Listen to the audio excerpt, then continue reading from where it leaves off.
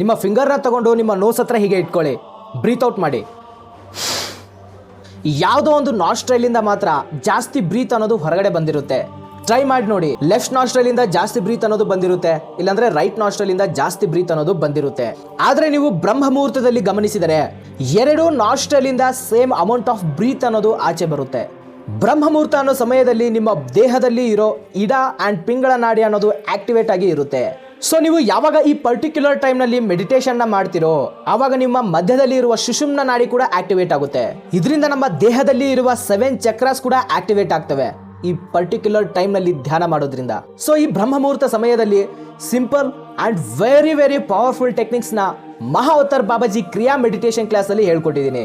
So ಇದರಲ್ಲಿ ಹೇಳ್ಕೊಟ್ಟಿರೋ ಟೆಕ್ನಿಕ್ಸ್ನ ನೀವು daily ಬ್ರಹ್ಮ ಮುಹೂರ್ತದಲ್ಲಿ ಪ್ರಾಕ್ಟೀಸ್ ಮಾಡಿದರೆ ನೀವು ಊಹಿಸದೇ ಇರುವ ರೀತಿ ಅದ್ಭುತಗಳನ್ನ ನಿಮ್ಮ ಲೈಫ್ನಲ್ಲಿ ನೀವು ನೋಡ್ತೀರಾ. Interested people please contact me.